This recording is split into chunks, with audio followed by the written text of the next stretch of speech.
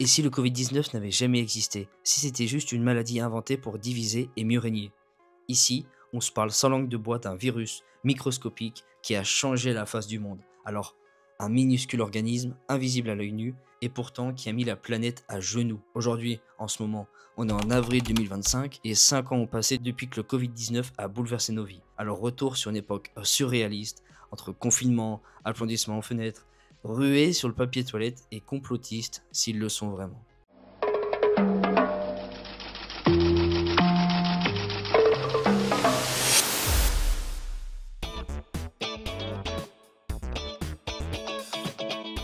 Concrètement, tout commence en décembre 2019, à Wuhan, une ville chinoise jusqu'à l'inconnu de la majorité des Européens. Officiellement, c'est un marché de fruits de mer qui est pointé du doigt comme étant l'épicentre de cette nouvelle maladie respiratoire. Mais très vite, la Chine, qu'est-ce qu'elle va faire? Elle verrouille la ville, avec des images surréalistes comme des rues désertes, des hôpitaux en construction express et le silence. Alors petit à petit, le monde s'inquiète, mais pas tellement en Europe, puisque ça commence à être touché. L'Italie sera l'un des pays de l'UE le plus à l'épreuve, et les Français, eux, ils sont à la fois inquiets et pas préoccupés. Ils ne s'attendent pas à ce qui va arriver et ce qu'ils vont voir. Et en janvier 2020, le gouvernement français commence à communiquer sur des cas et les masques n'ont pas l'air d'être si utiles que ça selon eux. L'usage du masque en population générale n'est pas recommandé et n'est pas utile. Et en mars 2020, l'Hexagone connaît, comme d'autres pays, le confinement, une sorte d'épreuve où il faut cohabiter et redécouvrir des membres de sa famille. Alors pour certains, ça n'a pas changé grand-chose, mais pour d'autres, ils ont eu l'occasion de voir qu'ils n'étaient pas forcément seuls. Emmanuel Macron, il va prendre la parole, solennellement, pour annoncer que l'école était finie. Nous sommes en guerre. En guerre sanitaire, certes. Nous ne luttons ni contre une armée, ni contre une autre nation. Mais l'ennemi est là, invisible, insaisissable, qui progresse. Bon après, c'est juste la forme qui a changé. Les élèves doivent toujours travailler comme avant, mais via leur maison et en distanciel, sans oublier les visios qui nous laissent des souvenirs assez indélébiles. Et en plein pendant le printemps, c'était obligé que la plupart aient envie de sortir et de profiter du beau temps. C'est pour ça que les gens ont inventé l'attestation. Un papier pour dire d'accord, regardez, je suis en train de sortir, est-ce que je peux le faire? Les rues sont désertes, on a même droit à la nature qui reprend le dessus.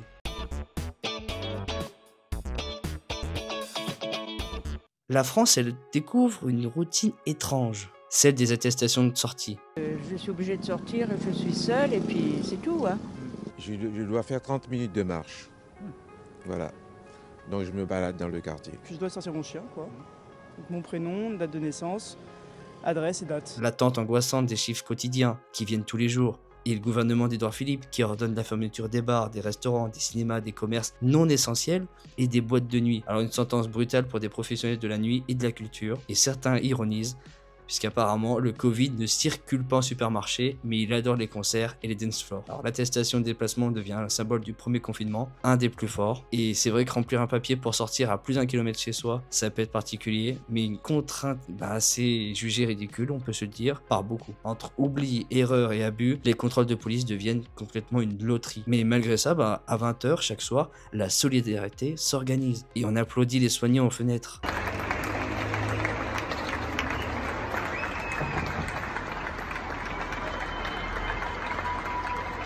Sur Netflix, par exemple, on a même le droit à un film qui parodie ce nouveau climat avec Danny Boone et d'autres personnes dans 8 rues de l'humanité, une sorte de comédie qui raconte la vie confinée d'un immeuble parisien entre tension, humour et entraide.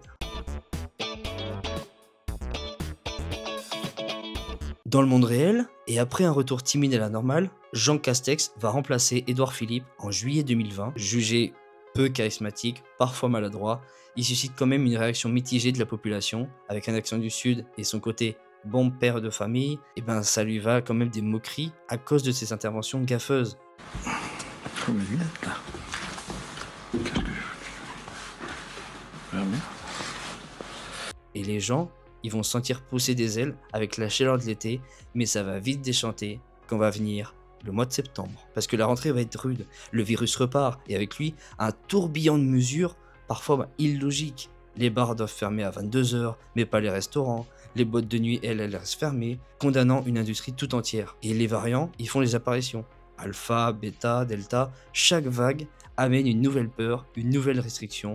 Et au niveau de la télé, On a eu le droit à des avis tellement variables à chaque émission, sur chaque plateau, sur toutes les chaînes, que ça se prenait toujours pour une troupe de médecins. Tout le monde donnait son avis sur l'épidémie, comme s'il sortait d'un doctorat, et des théories du complot se sont envolées de partout.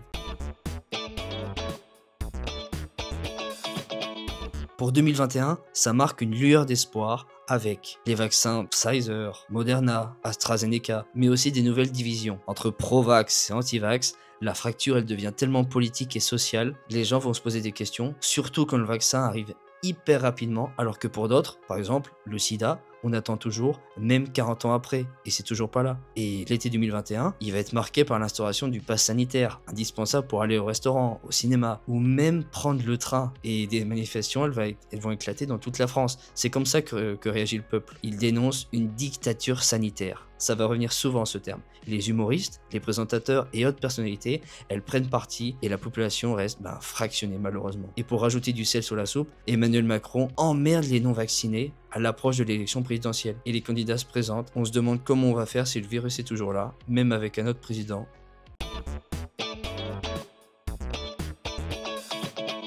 Petit à petit, les gens vont-ils s'habituer? Parce que les masques tombent, les restrictions, elles s'allègent.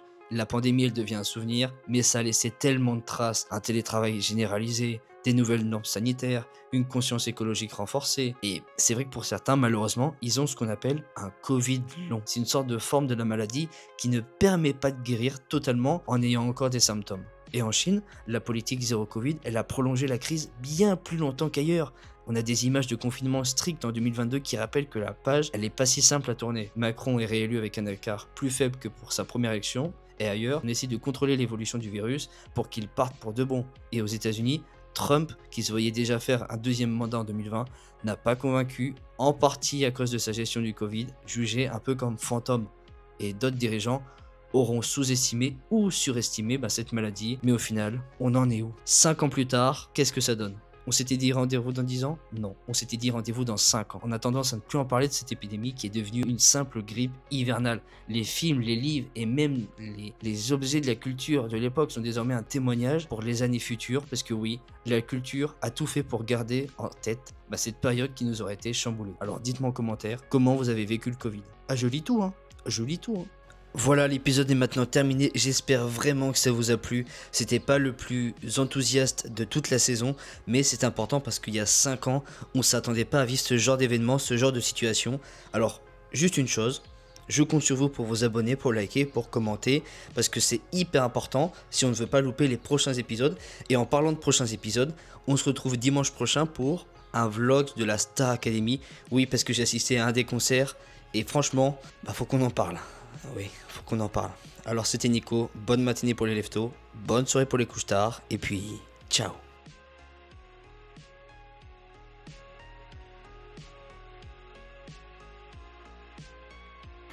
Nous sommes en guerre. En guerre sanitaire, certes. Nous ne luttons ni contre une armée, ni contre une autre nation. Mais l'ennemi est là, invisible, insaisissable, qui progresse.